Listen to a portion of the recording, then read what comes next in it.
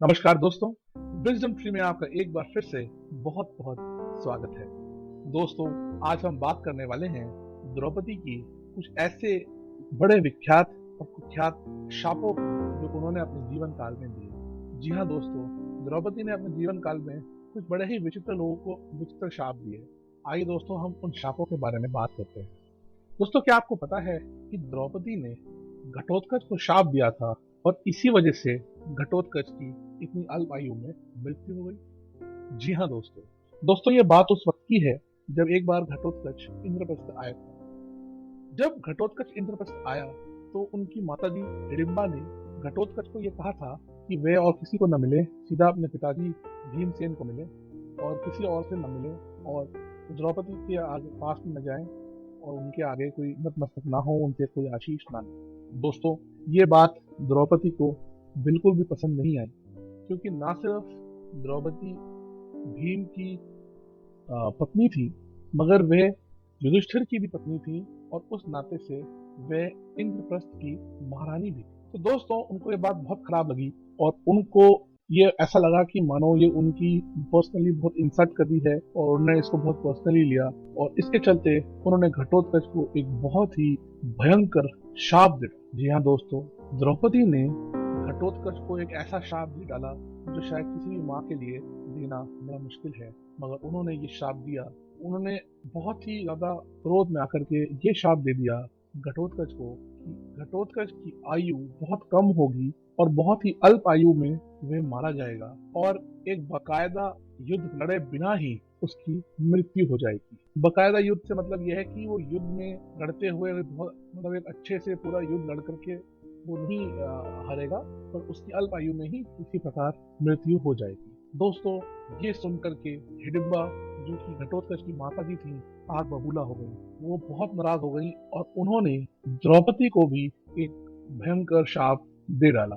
उन्होंने द्रौपदी को भी ये शाप दे डाला कि द्रौपदी के भी 5 पुत्र इसी प्रकार अल्प आयु में मारे जाएंगे। दोस्तों, आप इस बात का थोड़ा अंदाजा लगाएं कि इन दो नारियों ने मिलकर के तकरीबन पूरे पांडवों के आने वाले वंश का ही सफाया कर दिया, एक दूसरे के पुत्रों को शाप देकर के। दोस्तों, कितनी गंभीर बात है ये और कई बार तो सोच करके भी बड़ा ही विचित्र सा लगता है, मगर दोस्तों ये सत्य घटना है, यही हमारे शास्त्रों में लिखा है और यही महाभारत का संदेश है। दोस्तों, इसके अलावा हम आपको एक और शाप के बारे में बताते हैं। दोस्तों, जब द्रौपदी जी का विवाह हुआ तो पांचों भाइयों में एक बहुत अच्छी सी अंडरस्टैंडिंग बनी। वो अंडरस्टैंडिंग कुछ इस प्रकार थी कि जब भी कोई भी भाई पांचों में से द्रौपदी के कक्ष में होगा तो कोई दूसरा भाई कुछ भी कारणवश उस समय कक्ष में अंदर प्रवेश नहीं करेगा।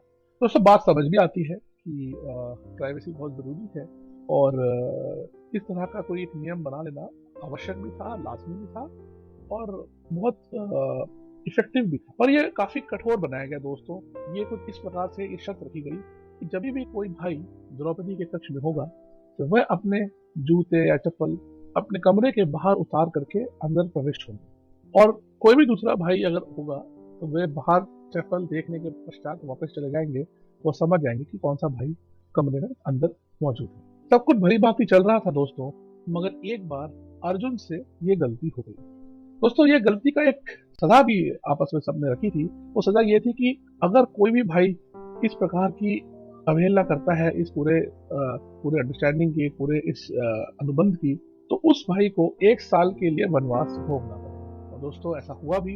एक दिन महारथी अर्जुन गलती से उस रूम में प्रवेश हो गए जिस समय युधिष्ठिर जी द्रौपदी के साथ में थे। दोस्तों, ये गलती ऐसे हो गई कि कोई एक कुत्ता था जिसने युधिष्ठिर जी के खड़ाऊ वहां से उठा लिए और मुंह में दवा करके वो भाग गए। इसी वजह से जब अर्जुन आए तो उनको बाहर कोई भी जूता नजर नहीं आया और उनको लगा कि ये जाने का उचित वक्त है और वो अंदर चले गए। दोस्तों, ये देख करके द्रौपदी को बहुत ही नाराजगी हुई, उन्हें बहुत गुस्सा आया और दोस्तों, आप यकीन नहीं करेंगे, द्रौपदी जी ने पूरे कुकुर वंश यानी सारे के सारे दुनिया के विश्व के कुत्तों को शाप दे डाला कि हे सारे कुत्तों, तुम्हारी जीवन में विश्व में कोई भी बहुत ज्यादा इज्जत नहीं होगी और तुमको हमेशा ही एक निचले श्रेणी के जानवर की तरह ही देखा जाएगा। दोस्तों, इस तरह की रोचक कथाएं महाभारत में और बहुत सारी हैं, और हम आपके पास ये सारी कथाएं लाते रहेंगे। आप बताइएगा दोस्तों हमें ज़रूर कमेंट सेक्शन में लिख करके कि आपको आज की ये कहानी कैसी लगी, और आने वाले वीडियोस में, आने वाले एपिसोड्स में आप और क्या देखना चाहते हैं। दोस्तों अगर आपको हमारी कहानी पसंद आई है तो आप इसको लाइक अवश्य कीजिएगा, और यदि अभी आपने हमारे चैनल को सब्सक्राइब नहीं करा है तो दोस्तों यही वक्त है, आप सब्सक्राइब करें।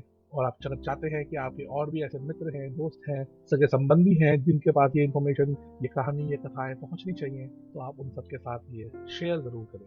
दोस्तों हमारे संग निरंतर बने रहने के लिए बहुत बहुत धन्यवाद। हम आपसे यूं ही मिलते रहेंगे और कथाएं आपसे बांटते रहेंगे। दोस्तों हम मिलते हैं कल, आप हमारे साथ बने रहिएगा। नमस्कार।